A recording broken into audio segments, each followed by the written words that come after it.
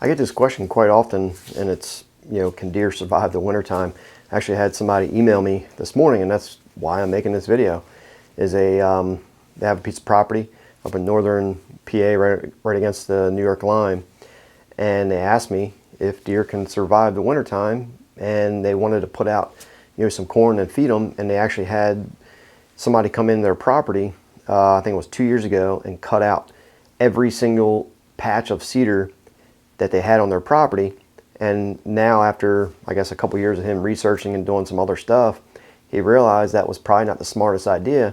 And I told him, I wrote him back, I said, yeah, I mean, you shouldn't cut out every single cedar on your property, because you have to have a mix of things. And I said that was bad advice to cut all them out, because deer can get under there during the wintertime out of the snow, and if it's thick enough, or however the land lays, it can be a deflection of wind, protect them from things like that, especially when it gets really cold, down to whatever it is, 10 degrees, 0 degrees, get those wind chills in there. They can kind of get under there and hide from the wind, and the snow's not dropping on them.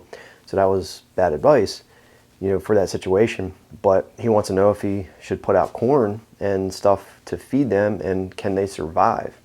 And I don't live in the north, far up there. So, I'm here in Maryland, but I've hunted northern PA, different areas of PA, and the deer can survive. They know what to do. I've said that all the time. They know what to do. They know how to survive.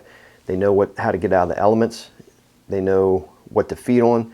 They go through this every year. Their fur, their coats on them, they get thick enough to, certain areas, and one area they might have a thicker coat compared to down south. They can't handle the thick coat. So their bodies and the way they're born, Mother Nature knows how to protect them through the harsh conditions of winter. Are there times where they get stressed out because it's so cold? Yes, they do. But again, they know what to do. And that's why I put number one is let nature do its thing. Some times throughout the winter, are some deer going to die? Of course they are. Some of them are not going to make it. But it's important to realize that, sometimes how we help them and what we feed them can actually make matters worse. Are all the deer going to die in the wintertime? No. You're going to have a couple that may pass, depending on what state you're in. Here in Maryland, I don't think there's any winter kill, if any. Some maybe, probably not, because we get some snow, but, not much. And then if it does get cold, it might get, down in the 20s or, 15 for a few days, but then it comes right back up. So, here there's probably no winter kill. PA, is there some winter kill? Maybe, more than Maryland, but it just depends, right?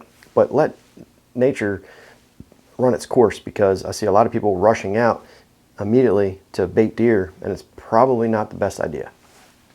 Number two is more harm than good. Like I just said, when you put out corn into a deer's diet, it really messes them up big time. It can do way more harm than good in that manner, and anything new in their diet can really mess them up, especially corn, because it's dry.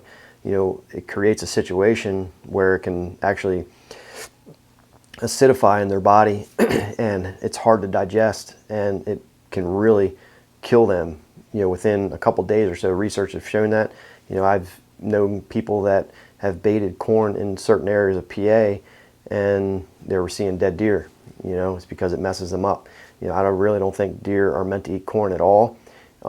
It's a situation where if it's not something they're used to in their diet, you can really kill them. Number three is easier targets. When you bait deer in the wintertime, and you get them coyotes in certain areas, it just makes them easier targets to go after, especially when they're all herded together, in the wintertime anyway. And then you put them around a corn pile, you might have 5, 6, 7, 8, 9, 10 deer, feeding, close together in a circle, huddled around the corn pile.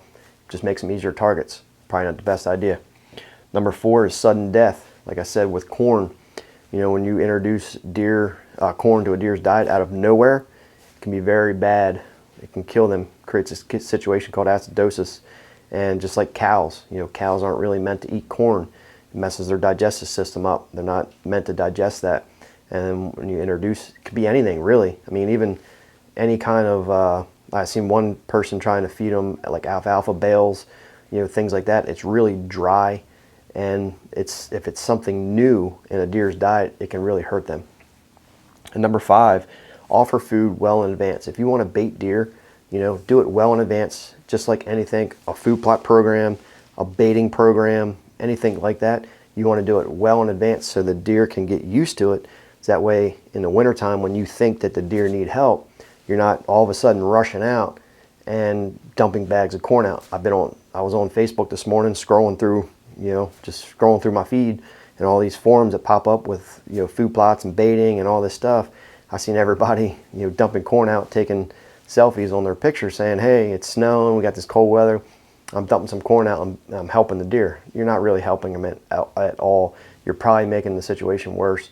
And the deer they know how to survive, they know what to get through. If you really want to help them, long term, improve the habitat, have a food plot program to where you're planting like turnips and things, and winter wheat and rye, and to where they have that green food source well in advance. You can help them build up their nutritional value leading into the winter months, help them build body fat and things. And that's what really helps them improve the habitat, improve the browse. If you have a closed canopy forest, thin that woods out, you get extra sun hitting the ground, create the fresh growth, woody browse, forbs, grasses, and things that they would eat on. And they have that food leading into the fall and winter to allow them to build up body fat and build nutrients and minerals in their body. That way, leading into the harsh conditions of wintertime, it's easier for them to survive. Even then, is it going to help a lot? Well, it depends how much you do. Do you need to do that? No, you don't need to do that. But as deer managers, land managers, we all want to help wildlife, and that's the way to do it, is through the habitat, through nature, as nature intended. Improve the habitat, browse, woody browse, have a food plot program. Just like anything, if you want to bait deer with corn, roasted soybeans, pellets and things, you just don't want to go out there and put it all of a sudden in the wintertime. Have a program. It's what you do day after day, week after week, month after month, year after year. It's what you do on a continuous basis provides the long-term benefits to the wildlife. Not something you dump in a bag all of a sudden out of nowhere when it snows and you think the deer need help. That's not good. It's bad. I highly would not recommend that you do that. So focus on the habitat. With all these people doing, buying land and wanting to do habitat improvements, this is how the deer survive, is through the habitat. Don't eliminate all your spruce trees, pine trees, cedar trees. They use that for cover.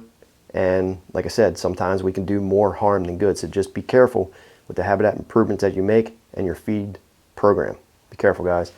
Any questions, leave a comment down below. Give the video a thumbs up. I'll see you on the next one. Thanks for watching this video, guys. If you want more information on food plots, soil samples, and habitat management, click this video right here on the screen. Thanks for watching. Subscribe if you guys are new.